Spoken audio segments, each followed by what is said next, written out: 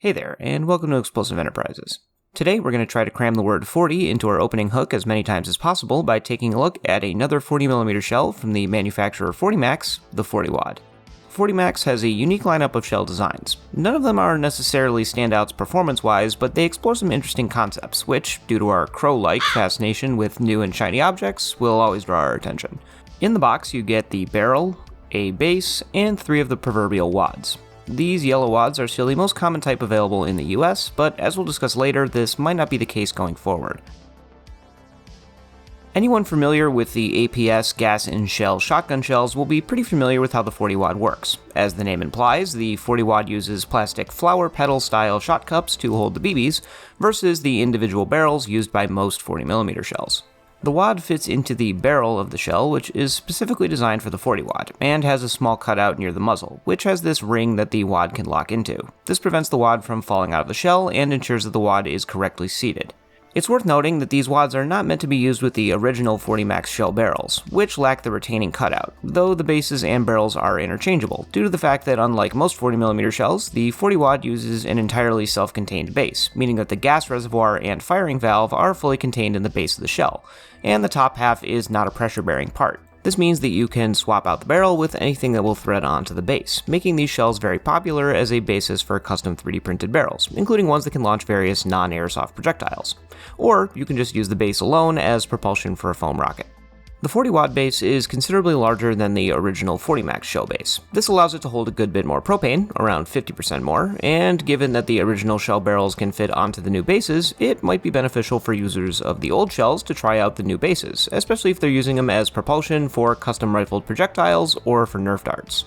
In keeping with the other 40 Max shell designs, the 40 Wad uses a scaled-down version of the traditional poppet valve used in most 40mm shells. We're not exactly sure why it's scaled down, since the smaller exit orifice for the gas should result in a slight loss of power, which is a bit unfortunate on a design like the 40 Wad, which would really benefit from a bit of extra power, as we'll discuss. Let's finish off the teardown by talking about maintenance. Make sure to keep these 2 O-rings well lubricated, and to maintain the fill valve as required, as we've discussed in our previous videos on GBB maintenance. If the shell starts to leak around the base, lubricating the sealing O-ring with some super lube should help with that as well. If you lose any of the bearings or O-rings, 40 Max does sell maintenance kits on their AliExpress shop.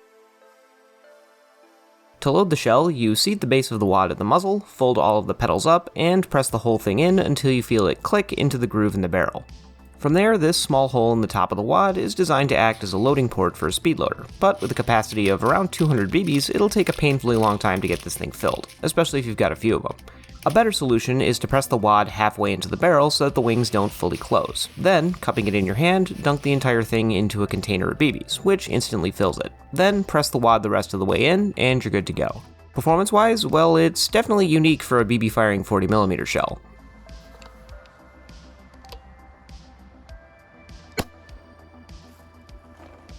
As you can see, with the launcher at a normal 10 to 15 degree elevation, it gets out to around 60 feet, and that's with it being fired from a porch that's about 4 feet higher than the point of impact. As you'd expect for something using a wad, the shot pattern is very constricted, not getting much wider than 4 feet at its maximum travel. And with 200 BBs in that cloud, you can be pretty sure that anything caught in there is going to be hit by at least one of them. The wad seems to drop off and lose its energy after about 10 feet, maybe a bit less. That said, beanbagging somebody with one of these at point blank just before the wad can fully deploy would probably be a pretty unpleasant experience, so we'd recommend a self-imposed MED of 15 to 20 feet or so to make sure no one gets hurt.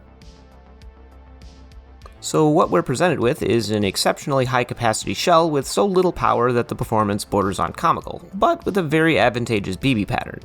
At first glance, you'd struggle to see why this would even be remotely useful versus any other BB firing 40mm shell, since it isn't really usable in the traditional airsoft grenade launcher role of big shotgun. But after playing around with it, it seems likely that the way this thing shoots is actually intentional, with the idea being that you can almost use it like a short-range caricature of an actual 40mm launcher, by arcing the BBs up and over pieces of cover indirectly and raining them down on a target. How effective that's going to be is going to be heavily dependent on your field layout. High walls are going to shield the target from the BBs at most firing angles, and obviously the entire distance of travel needs to be free of obstacles like trees and vegetation, which is far from a given. As well, since the BB arc is so pronounced and the velocity so low, engaging semi-direct targets like someone popping out of a window or a doorway is going to be next to impossible. The real niche of this shell seems like it would be engaging targets at medium range that are crouched behind chest-high or waist-high cover. The field that we've been testing the 40 watt at unfortunately lacks basically any of that kind of cover, and what little does exist is sheltered under a pretty thick tree line. However, the main form of cover consists of roofless box buildings with windows, so with some practice it is technically possible to try and arc shots up over the walls, though the height of them makes it tricky as previously noted, but as we'll see, not impossible. Note the target's reaction to getting hit here.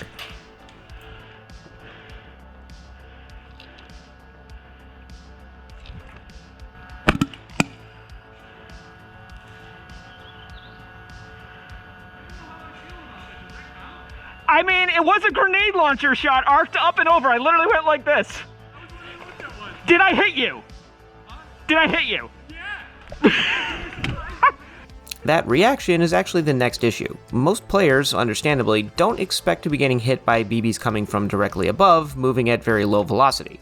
Many of them probably wouldn't even think it was an intentional shot, or might not even register it as a BB hitting them at all, or at the very least would assume it was a ricochet, and most fields in the US at least don't count ricochets as hits.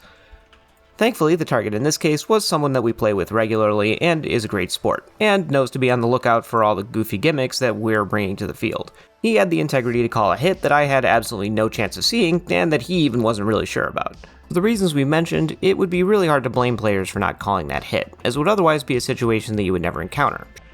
I chatted with the guy later on, and he had mentioned that the only reason he even thought about calling the hit was that he had seen me using a grenade launcher earlier, and despite knowing that airsoft grenade launchers usually don't work like that, he figured that's probably where the BBs were coming from. I'd also have to admit that that was basically the only successful indirect fire shot like that throughout several days and maybe 6 firings worth of attempts. So, practicality? If your field fits the parameters we discussed a minute ago, with low cover, short ranges, and no trees or a roof, yeah, this could legitimately be a very practical tool. Outside of those parameters, it's not going to be terribly useful, and unfortunately I think that's going to apply to most airsofters' cases.